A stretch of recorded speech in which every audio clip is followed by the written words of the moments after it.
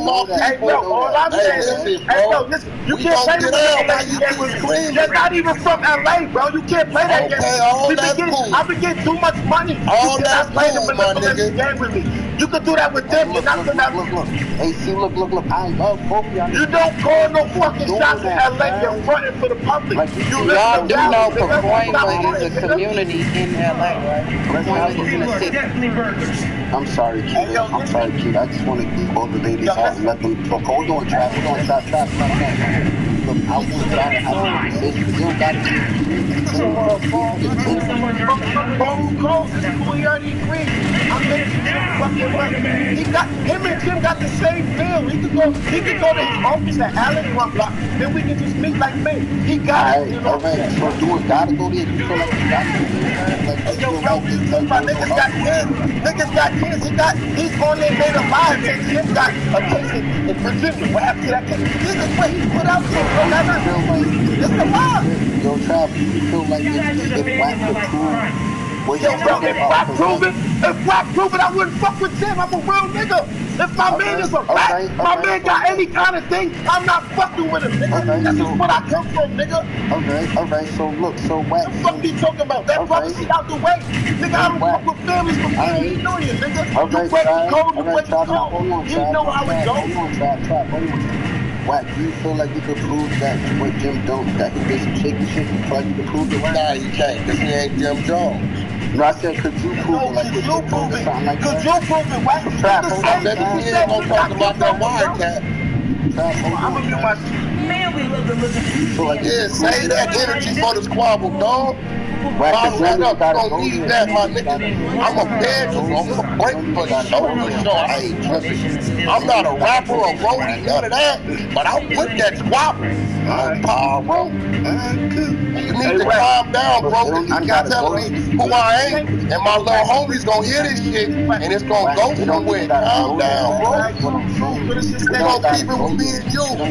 Ain't no nigga in the world gonna believe you to say, Wack ain't who he is out here, my nigga. Because if I wasn't, I wouldn't be moving New York City, bro. Down right. But look, I know who you ain't. You can't do that. You can't play. I know who you ain't, though. You gotta wait for niggas to pull up.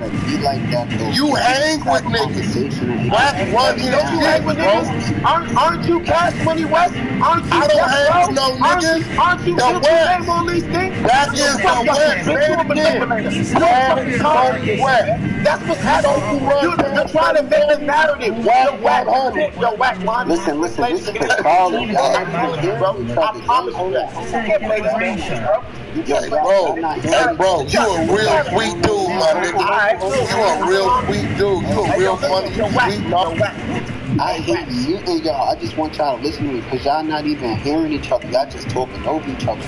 What I'm saying is, it don't even gotta be bro, that nigga ain't Jim Jones though. He put himself in ain't got nothing to do with it. Wack, how many times? Not Jim Jones. How many times you stuck up for game, nigga? He not Jim Jones. Until you called the phone saying I'm getting off the bus. I'm not riding with niggas that's not listening. Now if Jim did something foul, nigga, I wouldn't be sticking up for my man. Hey, listen, but I'm fucking lying on my man. Did you just tell him all that Jim? I can't go for Jim don't need you to speak up for him. You under Jim. You a little under nobody, nigga. You ain't yes, you under Jim. That's why you under about 10 orders for the VIP time. Hey, bro. Hey, listen. When you're from, bro. the OGs, y'all old niggas think this y'all old, y'all full of shit. Hey, dog, I'm 44 years old. How old is you, my nigga? Hey, yo, that's your, listen, OG. How old are you? Because I don't feel old, my nigga. Listen. I'm still putting shit to bed, my nigga.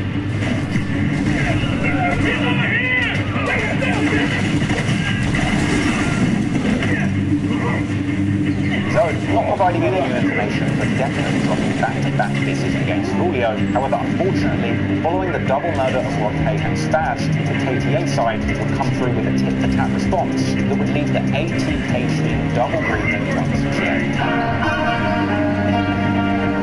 On Sunday, February the 21st, 2021, close friends of Spinner Benz and Whopper with a Chopper, Michi and B5, who are also senior figures in Youngin Ace's 18 management, are in Orlando, 2 hours south of Jacksonville. According to police, at some point they interacted with individuals in another car. Shortly after that, they were driving down Colonial Drive at around 2:15 a.m. when another vehicle pulled up alongside them and opened fire. Orlando police responded to reports of a crash at 2200 block of East Colonial Drive in front of the Wendy's restaurant. And when officers arrived at the scene, Michi and B5 in the vehicle pronounced them both dead at the scene. New at 10, we're asking questions about the death of 2 local men who were killed in Orlando. It happened just after 2 on Colonial Drive. This is new video from the scene. Orlando police say the men were driving when another car pulled up next to them and began shooting at them. And these are new pictures of the victims. On the left is 31-year-old Brandon Bevel. On the right, 25-year-old Darian Solt.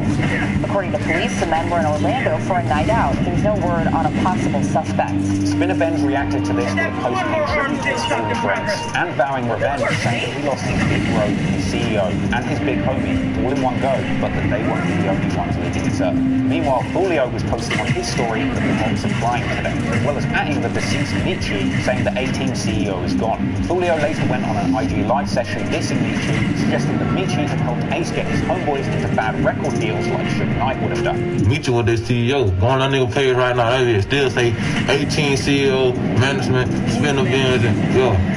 They CEO just died, man. Real deal. Dead. The boss man gone. So that's why they need Ace right now. Ace signed, they had to a $5,000 contract, locked in for life, bitch ass. I respect Ace for that. You really did sure liking on niggas. Spinner Benz replied to the disrespect, saying that the Ops have more dead homies than he does. And exactly a week after the hit on the 28th of February, Spinner Benz drops his new song, Drill Time. The video starting off with a pretty unique trigger warning, but not the usual trigger warning that you'd find on an unemployed graduate's tweet. This warning said that this video might trigger nightmares in the Ops. And on this track, Spinner Benz did some crazy self-snitching, including saying that he knew Rod K was dead before the police did, as well as saying he wants Julio dead, calling him by his government name. But of course, the most iconic anthem of self-snitching in hip-hop history would be released the following month. And soon the entire world would know and be singing along to every single dead op that the ATK crew took pride in smoking. It's almost poetic that only a week before the song Who I Smoke released, the track that's famously disrespecting Bibby, that Queso is formally charged with the murder of Bibby. Hakeem Robinson sits in Duval County Jail with 2 separate murder charges. His latest arrest is in connection to the 2019 murder of 16-year-old Adrian Gaynor. Robinson has been in jail since September in connection to the 2020 murder of Charles McCormick Jr. His father, Abdul Robinson. Duke is this. Dukashi. For some reason, when you from that topic, when you said Duke, that's what I thought you was talking about. Because that's the case study for me. Like, I ask myself a lot of questions in terms of things I learned from that story. So I start at him and his dad. I don't know nothing about the nigga. Dad is an immigrant from somewhere, comes over here, pops something nice, boogies. Gone forever. Mom raises dude off nothing. Scraps. Like, yeah. It was a stepdad that was in the picture. Stepdad gets murdered. So that's 2 dads gone. So I start the story at all the psychological damage that might have been done to Duke from that. Same way when we go to Vaughn, when we talk about seeing his man get murdered. Like, it starts there for me. And it pans to today where some of the people that oppose him bring up the relationship with his dad. Like, yo, your dad is a crackhead. Your dad, because his dad is doing videos, or has done videos saying that he's struggling, he's having a hard time. So the people that oppose Duke is like, yo, this shit nigga don't even go deal with your dad. Like, we not, right? And then I listen to his mom talk, and every time she talks, it's to the psychological damage and the acceptance that he requires. She's been doing this for years straight, years in a row. She says, hey, if y'all sick of him, what you need to do is just ignore him. Act like he don't exist. He need the validation. Because he feeds off of that. Yeah. I could tell that. And I can tell it too. If you have a savvy eye, you can tell. You can tell that, right? He yearns I just wish they could tell. But wait, they can't tell shit. They can't tell anything. They yearn for that. He yearns for that. And I don't knock that, because if you didn't have dad and you didn't have stepdad, you yearn for, depending on the home you came up in, you yearn for that acceptance, which he found in a gang. A legend. It's not even, you yearn to feel what you think is love. That's what I was going to say. But that's all of us. What we think is love is something that we think is love. So everybody got different love language again. What you're saying is right, but I'm saying it's not all of us, because we have places to go to get love. Right. What we feel is love, though. You get what I'm saying? Like, what we feel is love. For some people, when you buy them mad shit, they feel like you love them. I have places I can go and be my uninhibited self and be loved. Not places where I have to be something else for you to love me, or provide something for you to love me. I understand. Like, bare bone, getting love. Everybody don't have it. That's right. So I try to ask myself the question, I try to put myself in those uncomfortable shoes of, damn, well, like, thank God my dad ain't living like that, got himself together, blah, blah, blah, blah. But if he were, you know, it's the Dr. Dre and his daughter thing. Like, people are killing Dr. Dre for saying, oh, your daughter's struggling, how could you not help her? I understand that. As horrible as it sounds, I understand the parent that may not want to help the child anymore either. You're 40. Why didn't I bring that up? What did I say right before that?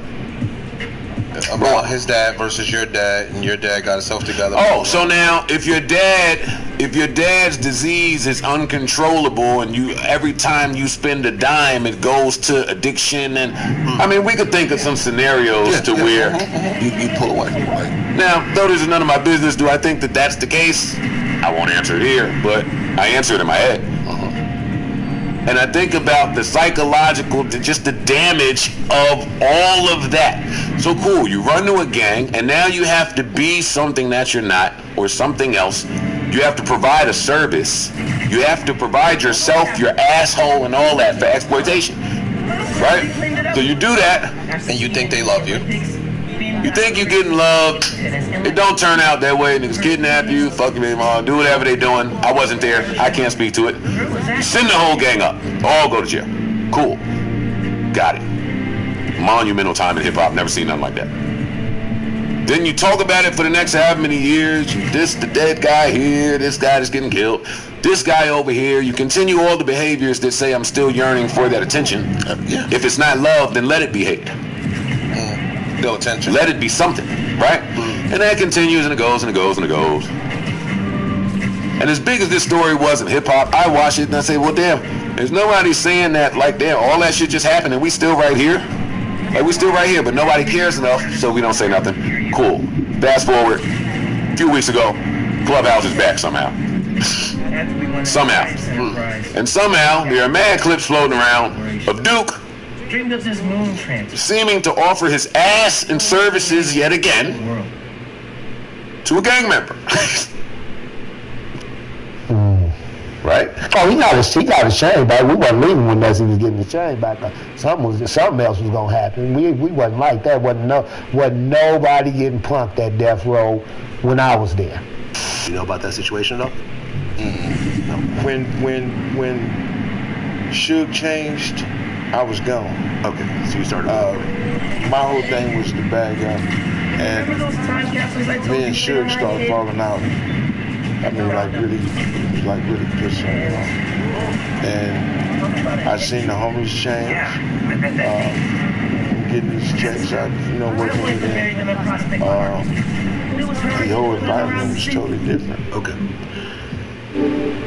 You were there for Snoop's murder trial. I was his bodyguard for that. You were Snoop's bodyguard? Yeah. Okay. You weren't the bodyguard that was involved in the actual trial? No, I was. Yeah. Suge had me out there for one reason.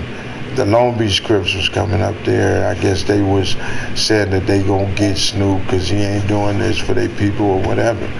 So Suge had me grab some guys and post up at the courthouse.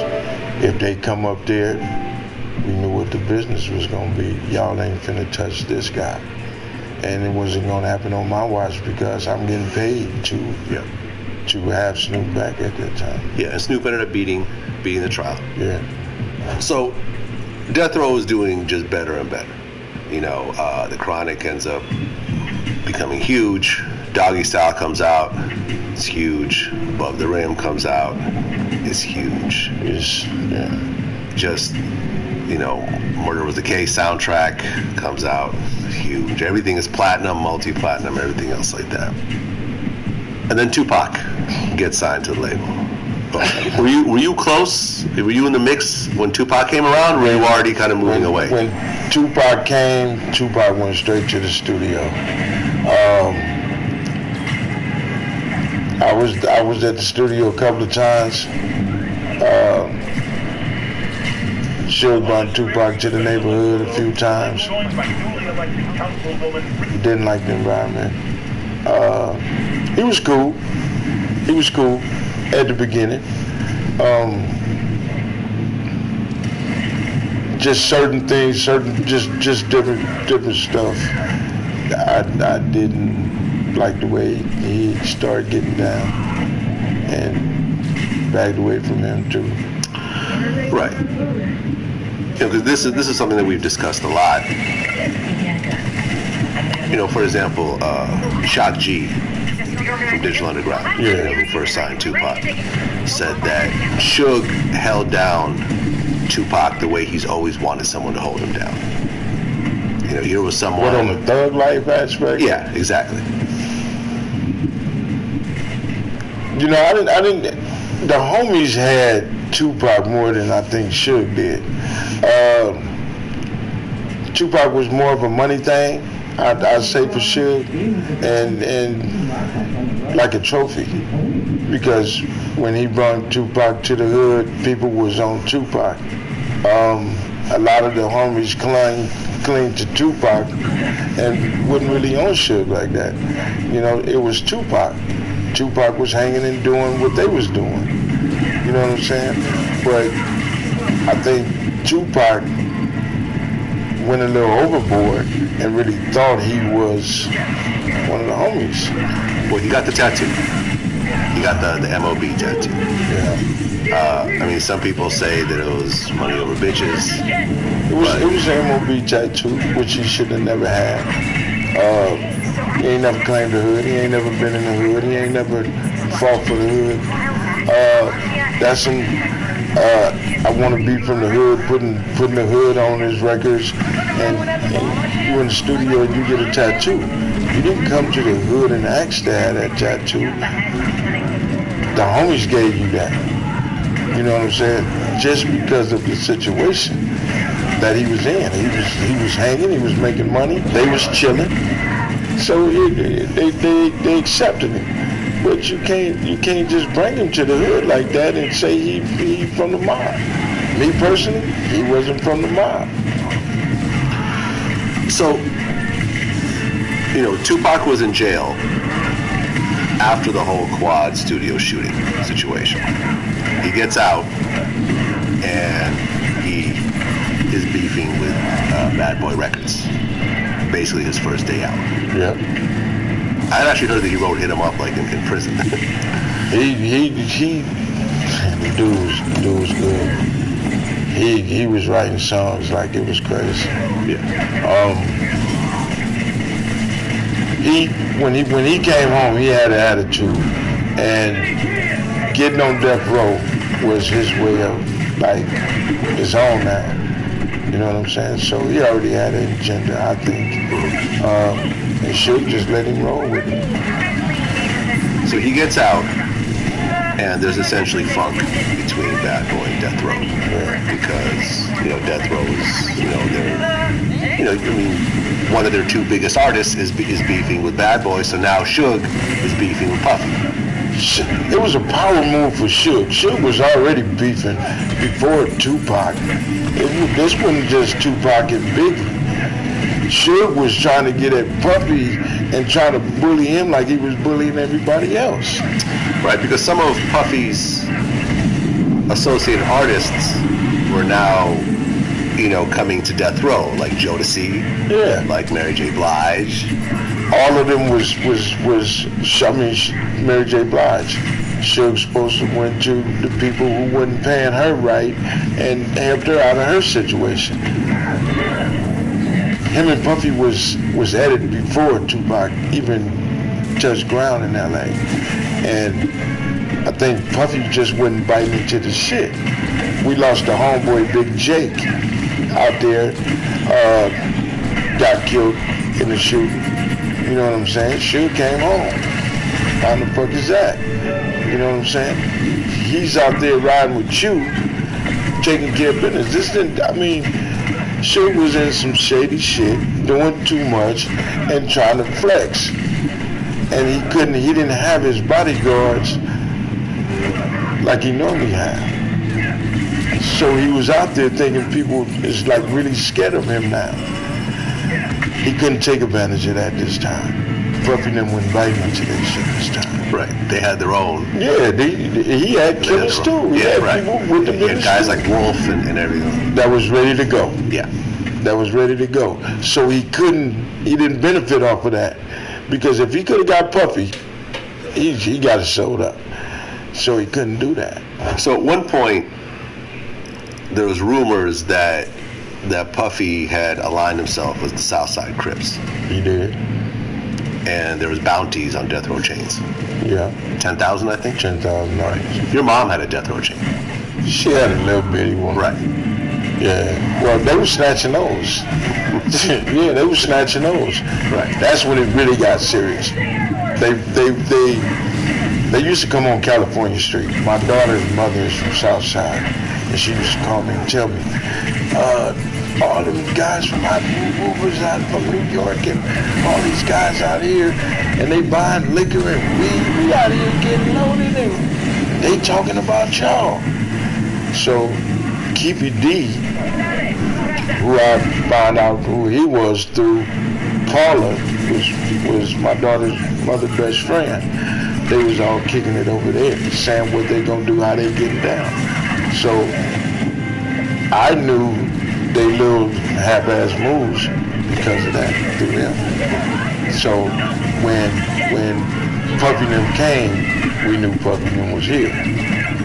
You know, and then Keefy D was one of the big homies in the South Side. So it became a situation, and the is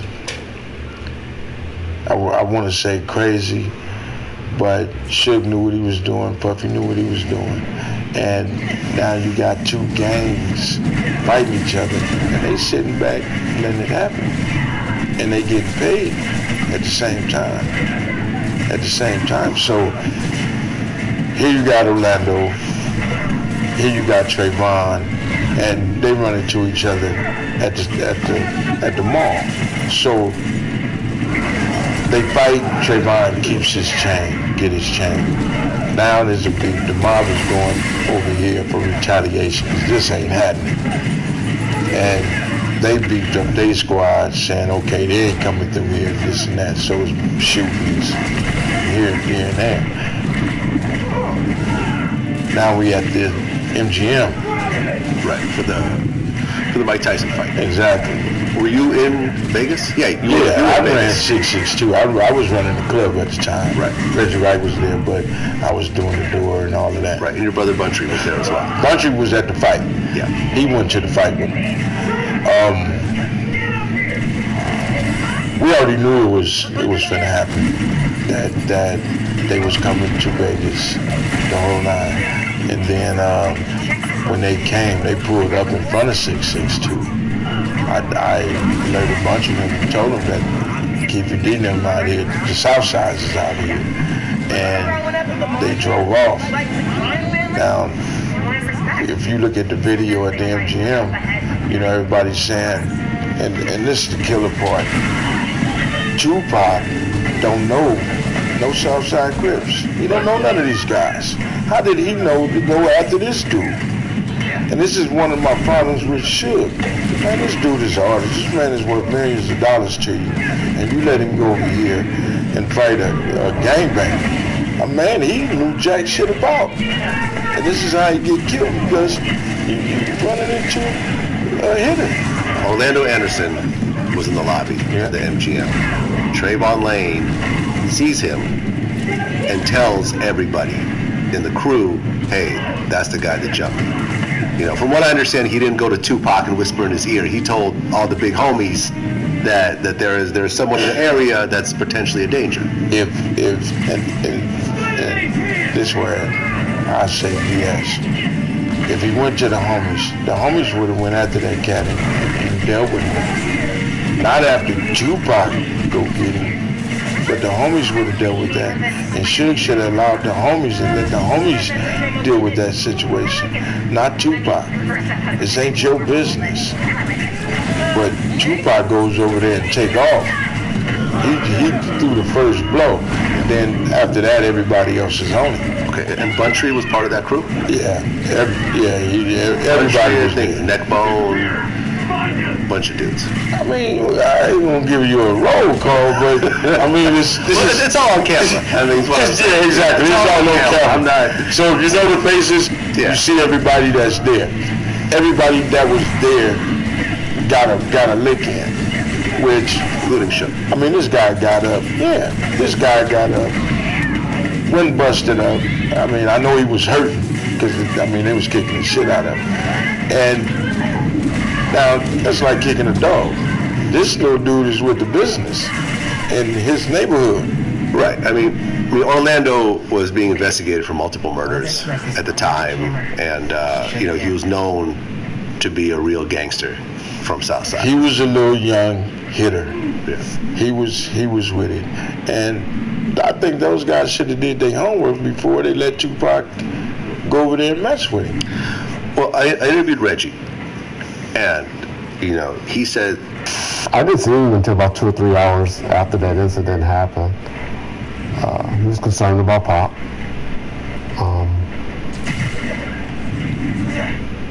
That's all of concern. To say that he was upset with me or anything like that, no conversations didn't come until later.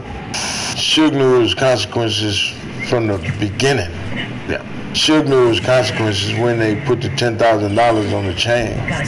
A lot of people sitting here and if it wasn't for Suge, none of this would ever happen. None of this would be. Southside would be in their neighborhood and Mob would be in their neighborhood. All this other bullshit is stems from Suge. So Tupac will still be here. And maybe the majority of the guys that's on death row will still be here. But all of this is Suge Knight. Okay. So the fight happens. Pac goes back to his room and change and everything else like that. And they start making their way towards Club 662. Mm-hmm. And at the same time, Keefe, Orlando, and the other guys in the car are looking for Suge and Tupac. You can hide. Some girls saw Tupac and started yelling, which kind of alerted the Southside guys. And they pull up to the car and shoot the car up. For number one, they knew that the Southsides was there. They knew what kind of car they was driving. Because you told them. Yeah. You got 15, 20 cars following each other. Y'all don't see this car coming past y'all? How did they get away? Buntry chased them. I mean, they shouldn't have got away. Because Buntry was in the caravan? Yeah. Now, it's fight night. Vegas is packed. Anybody go to Vegas, Mike Tyson fight. Las Vegas Boulevard is packed. Gang of people. How did they get away?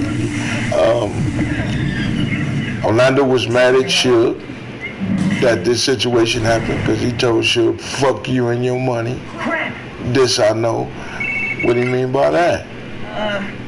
What did this dude mean? When did Orlando tell Suge, fuck you and your money? At the MGM. Oh, okay. So whatever he had working with him, I don't know. You know what I'm saying? But why would he tell him that? So Orlando told him that after he got jumped? When he got jumped, he was hollering, "Fuck you and your money." And while these people around him, and they all walking out the door. They mobbing real fast. And if you look at that video, you see Tupac in front of everybody, walking like, come on, man. You just signed your death. Well, you yourself said that Orlando was the one that killed Tupac. Yeah, Orlando killed Tupac. Yeah. And I've been hearing this for the last 15 years from, friends of mine from Compton and everything else like that. It was like the worst kept secret in Compton. Well, a lot of people didn't want to talk about it because, especially his uncle. If he'd have said it while Orlando was alive, that's snitching. You just send your nephew to prison and yourself. Because he was in the car. Yeah, so they ain't saying nothing. But now that he's gone and a lot of key players are gone, everybody can talk about it now, and everybody is talking about it. But you hear that the police wanted Tupac because he was just Mustafa. No. Or Suge got Tupac killed because he was going to leave. Well, some of them stories you hear, but just didn't let it go out the other ear. Right. If you understand what I'm saying. Because that car was riddled with bullets from front to back. This was not the concept of Suge paying someone to kill Tupac while he's in the car. That's why. Graze him in the head. It was the stupidest conspiracy theory. That's why people were saying that, why did Orlando say what he said?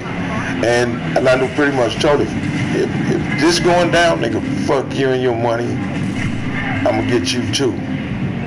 And just got stumped out by a gang of bloods, and here he is. It's like, man, we finna get these fools. Right. And they didn't have a choice. Right, standard protocol for people in that life. And all the homies should have known, man, that little cat ain't finna let that slide. That's not finna just go by. And they were shocked that it happened just like that. They didn't even make it to the club. So the shooting happened. I actually interviewed Chris Carroll, who was the first responder, Vegas police that showed up. I'm here. He essentially told me that Tupac's last words were "fuck the police." I looked at him once again. I said, "What happened? Who did this? Who shot you?" And now he's looking at me, so we're looking at each other in the eyes. And this is kind of the first time he's even acknowledging my presence. And he looked at me, and I could tell he was getting the breath together to tell me, and he looked me right in the eyes, and we looked at each other, and he said, "Fuck you," and he said it just like that, with an emphasis on that F. Suge and Tupac get taken to the hospital, but you're still back at 662. Yeah. You get word of what just happened. Yeah. But people weren't thinking that Tupac was going to die, because Tupac's been shot other times and he survived. When Suge came to the club, we asked what was going on. Everybody was finna leave. They was finna shut 662 down. Suge said no, he gonna be all right. He was hit in his medallion. So everybody kept partying. We all stayed there and we partied all night. And I think the next morning or something, day after, they said Tupac was dead. So it was like, wow, y'all said he finna live, but then now he's gone. And this is something I've talked to the Outlaws and everything else like that. If you connect the fight at the MGM to the shooting that happened right afterwards, you could say that Tupac died gangbang, because that situation with Orlando was a gang situation, and Pac wasn't a blood, wasn't, you know what I mean? He was rolling with Suge, and he was associated with it. But you see what I'm saying? That's like us. We not Crips or Bloods, but we could call 50 niggas up here, and half of them be Crips, half of them be Bloods. You know what I'm saying? And these is all my homies that I'm a ride with. You know what I'm saying? It's the same situation. You know what I mean? Pac was riding with him. You know what I mean? Just like they was riding with him. You know what I mean? If some shit kicked off, Niggas would have been the first to ride for Pac, and he was the same way. He was riding with his homies, whoever it was. He could have been with, you know, whoever that day. You know what I'm saying? And to break it down even more simpler, me and you become good homies, and you get into a situation, and I defend you as a homie. Yeah. Take the gangbang shit away, because you not a gangbanger, I'm not a gangbanger. You know what I'm saying? But you own Vlad TV. You know what I'm saying? And niggas is on your heels, and I ride for you. Yeah. Did I die for Vlad TV? You know what I mean? Did I die a reporter? Did I die, you know what I mean, a journalist? You get very different answers depending on who you ask. But from your point of view, as someone who's been banging his whole life, a large portion of his life, would you say that Tupac died gangbanging? No, I think Tupac died because he put himself in a situation that he had no business. Tupac didn't have no business doing what he was doing. Which was a gang situation. Which was a gang situation. He shouldn't have put himself in that situation. Do you see what I'm saying, though? You put yourself in a gang situation, so aren't you gang banging at that point? You got hang-arounds. I'm guilty by association. And that's what he was. He was guilty by association. Now, I'm not going to play the part just to fit in. You got money. And just like I said before, you can't go buy another Tupac. You know what I'm saying? You can't go buy another one of them. You got 15 bloods right here that this is what we getting our little change for. So this is Crip and Compton. We all part rules from Compton. Go get his ass for what he did. Tupac, you sit right here in his chair. You my money. Don't let him run off and go hit somebody he don't know nothing about. And that's why the man is not here. He put himself in a situation that he had no business. It wasn't his business. I don't care. Any one of those guys could have told Tupac he was a Paru. It didn't make it. Yeah, and I think there was the Showtime documentary about Suge. And I think Suge talked about, after that situation happened, he said, well, you were hot in your music, but now after this situation, now you're going to be hot on the street side. And right after that happened. And that's coming from a man that wasn't hot from the beginning of his damn self. Shit, he ain't from he ain't never had no gun and did no drive-bys. He ain't stood at no stoves and fought no Crips. He wasn't going to the high schools while we was doing that. He was getting an education. While we was fighting, we went to school just for lunch, to fight. We didn't go to sit in no class. You know what I'm saying? My little sister, I go to school and she opened the doors for me because I'm pointing out what grip I wanted. And she opened the door, he in her class. So, we was doing shit like that. Suge was getting an education. So, Suge don't know about, okay, my brother, my homie. Suge didn't give a fuck about us, man. Suge didn't know what gangbanging was truly about. You know what I'm saying? Suge didn't go to none of the funerals of the little homies. He probably can't even name 5 that died. So, putting Tupac in a situation, he didn't give a fuck. He didn't give a fuck. We lost 11 homeboys in this death row shit. And ain't nobody family got taken care of, not even my brother. You know what I'm saying? Right, and I want to talk about that as well. Yeah. So, Tupac is shot, and then he dies. Probably worth looking around here. And everybody knows that Orlando and the Southside Crips are behind him. A war then breaks out in Compton. Yeah. What happened was that all the players that were from Compton came back to Compton. And we were told that, hey, Southside was responsible for the shooting of Tupac, so it's coming back to Compton. And what that meant to us, a war was about to start. And sure enough, like 2 days later, it started. Okay. Now, how many people were killed in this war? I think in the next 10 days, we had 3 people murdered and I want to say 11 shootings between Southside Crips and the mob Pyru and Looters Park. Okay, so just a full-blown war. Full-blown war. How many people got shot in the process of that aftermath on both sides? Honestly, I can't say how many people got shot. I know there was a lot of shootings in the neighborhood, our neighborhood. But our neighborhood was mainly was doing a lot of shooting too. You know, a lot of people ask me, well, if y'all know Orlando did it, why y'all didn't get Orlando?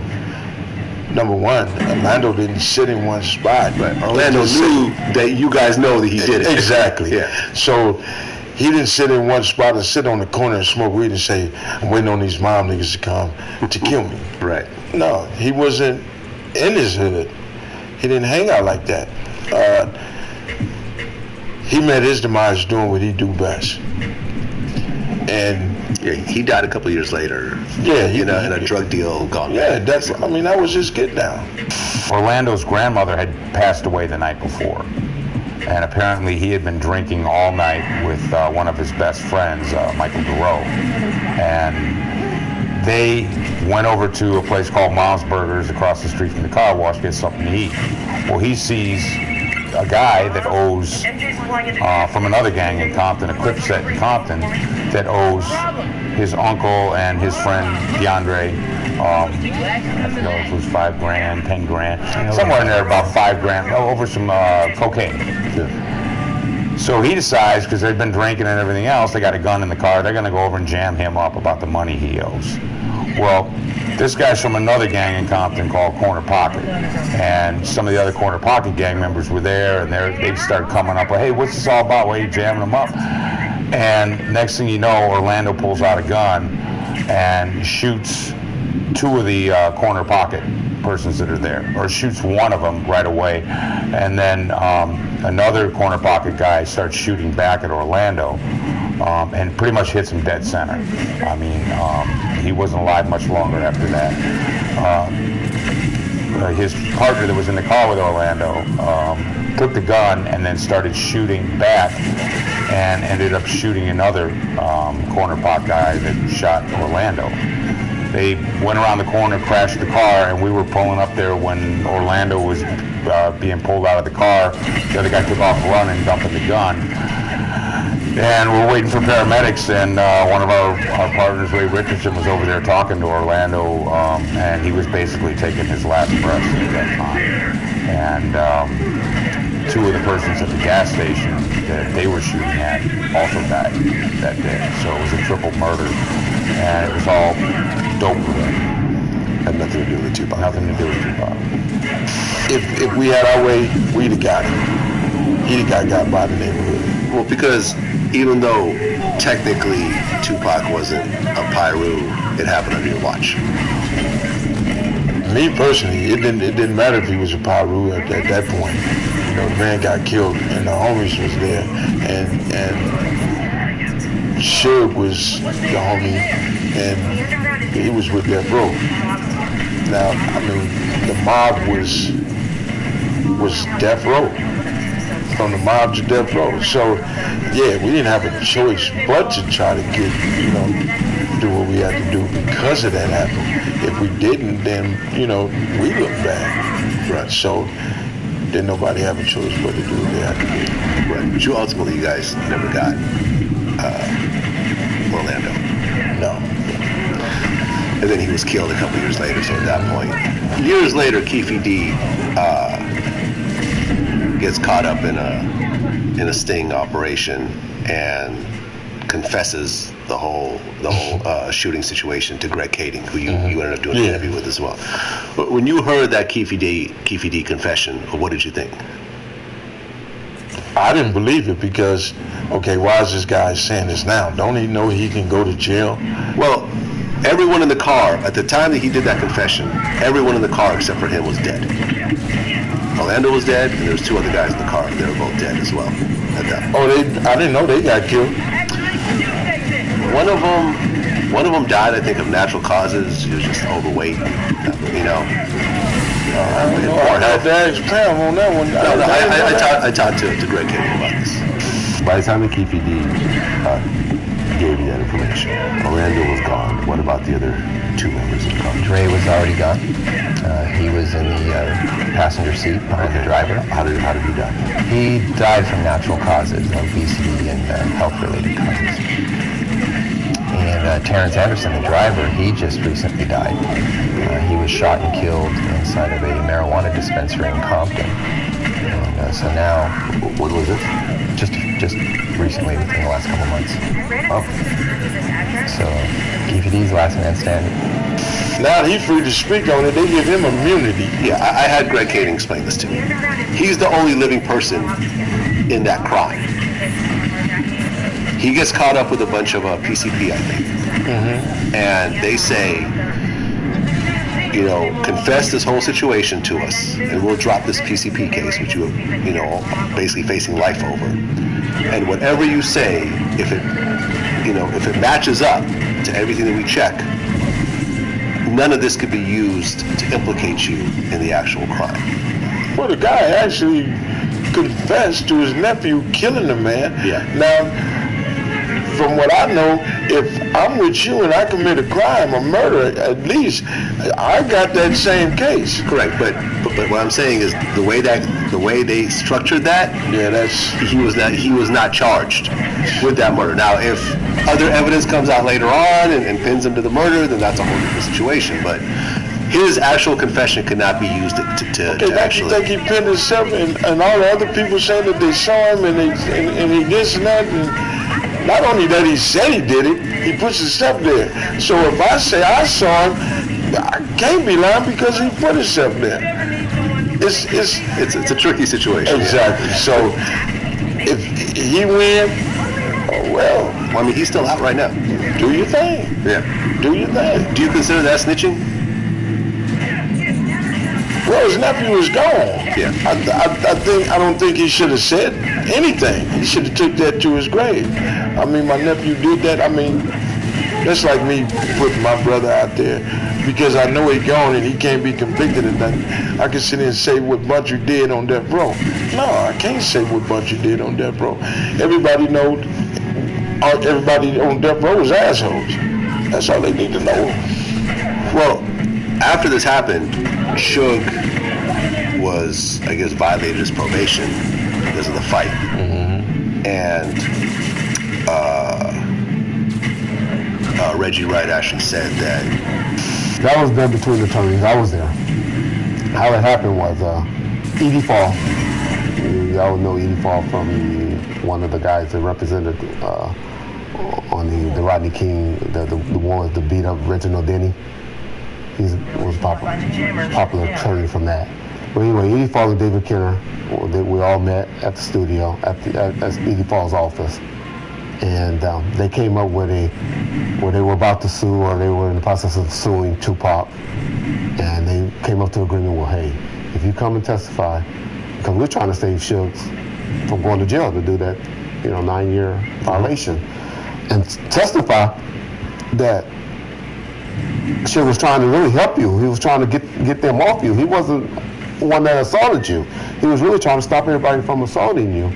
If you'll come and testify to that, we'll give you we'll settle this case with you for, I think it was $60,000. I wouldn't put that past him. yeah. I mean, Reggie said it on camera. But if he did, I mean, I wouldn't put it past him. Yeah. There was a lot of things that, when me and Suge started out, it was me and Suge and a couple of little homies. I even told little Reggie, I love you to death, but Suge shouldn't have never brought you to death row.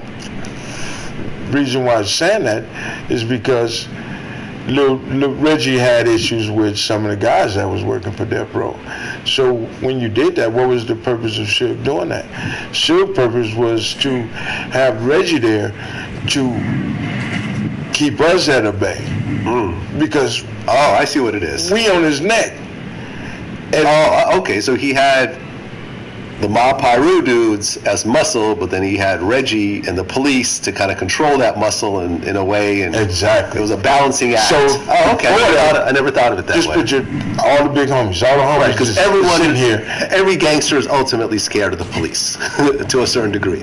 It wasn't that. Just say, for instance, you got all these guys out of the penitentiary. These guys really don't know you from jack shit, but they telling you, man, who the fuck do this nigga think he talking to? Suge couldn't talk to you like that. Suge didn't have the control. The only control Suge had was letting you see how many numbers on that check. And, oh, that's cool. But, I mean, we had homies fighting each other, stabbing each other over a paycheck or what was going on because of Suge said. Now, here come Reggie Wright. When he brought Reggie and his security in, everybody got a woosah because Reggie is moving with Suge like this now. And he's the police. Yeah. So I ain't finna send myself back to prison. See, there was a lot of shady shit going on now. Now you got brothers, they finding the stashes in your car. Everybody that was getting mad at Suge, they find the stash in the car. Now he doing 5-6 years in prison. He had a way to get rid of the ones that he was really afraid of. I mean, after that whole situation happened, Suge ends up going to jail. And a lot of infighting starts to happen. What was the situation that happened with your brother, Buntry? Infighting was before Suge went to jail. A lot of people don't understand that the more Buntry got closer to Suge, the less money that they were getting because Suge was doing a lot for Buntry. So he was paying Buntry well? Yeah. Buntry was getting more money than everybody. Some of the guys that was there were like straight cutthroat, like the one that killed Buntry, George, was so like, how the fuck this dude is getting this and I'm getting this? You giving me peanuts and he getting this. So it was a lot of everybody fighting each other, and it all depends on if Suge telling, man, he told me he gonna do woo woo because you getting this. What the fuck you telling him that for? Now you know he gonna go back to him and say, motherfucker, you told Suge woo woo. And now they stabbing each other, and I'm telling them. I'm telling all of them. I told my family before Buntry was killed that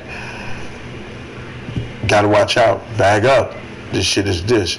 And it was always mob James, you drinking, you drunk, you tripping, and shit like this. Well, I mean, Buntry's making, I guess, real money for the first time. I mean, legal money, I guess. The first time ever in his life. First time ever, yeah. Yeah. So he's not gonna just leave that situation. Well, that's why nobody wanted to leave that situation. I mean, you know that if I didn't win this election, I mean, in my heart of hearts, I just, he didn't win. Do you know the? Do you think that Joe Biden won the election? Do you know in Wisconsin? Do you know the vote totals? I don't know. So without knowing the vote totals, you can't even state that opinion. I just really need all this small chatter. Well, I mean, no. So let me give you the vote totals. I know that there was a late night dump in Milwaukee and vote dump. I don't remember exactly what the numbers were. We've done a recount. Prior to this election, I was the #1 vote getter statewide, just under 1.5 million votes. Okay. This election, Trump got 1 million.